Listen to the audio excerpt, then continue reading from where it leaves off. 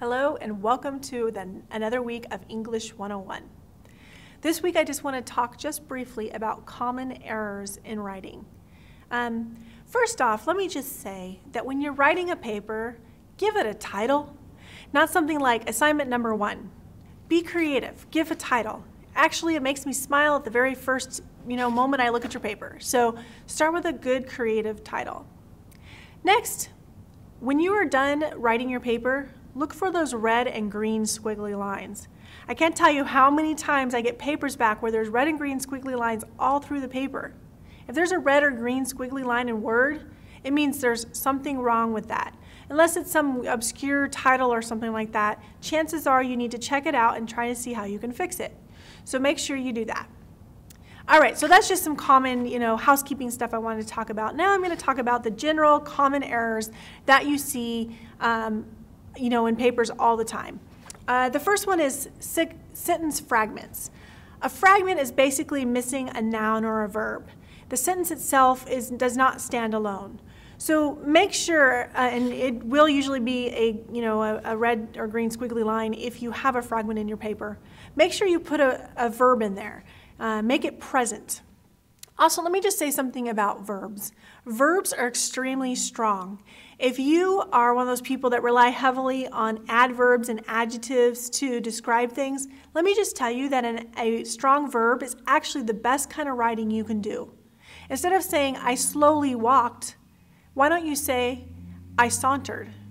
Or say, I quickly walked. You could say, I sprinted. Those kind of words are actually stronger. You can visualize them, you can see them. So you want to make sure you always have a noun and a verb, but sometimes instead of using adjectives or adverbs, try a stronger verb. All right, the next one is basically misplacing and dangling your modifiers. So for instance, when writing a proposal, an original task is set for research. Well, who's writing a proposal? We don't know. If you revised it, it might say, when writing a proposal, a scholar sets an original task for research. Now we know who we're talking about. Here's another one. Many tourists visit Arlington National Cemetery, where veterans and military personnel are buried every day. Well, let's revise that. Every day at 9 a.m. until 5 p.m., many tourists visit Arlington National Cemetery, where veterans and military personnel are buried. By switching it around, now we know who we're actually talking about. So be careful of that, because when you put them in the wrong place, that can affect you. All right, another one is unclear pronoun references. Pronouns, a lot of times they don't point back to who we're talking about. So for instance, Einstein was a brilliant mathematician. This is how he was able to explain the workings of the universe. Well, the question is, this is how? What? What are we pointing to? We're not sure. So we could revise it as Einstein, who was a brilliant mathematician, used his quantitative ability to explain the workings of the universe. Now we know who we're talking about. So just be careful of that. Make sure that, if you're going to use the word it or this or, his or her or any of those pronouns, you want to make sure that we always know who we're talking about, that they don't point back to, something random.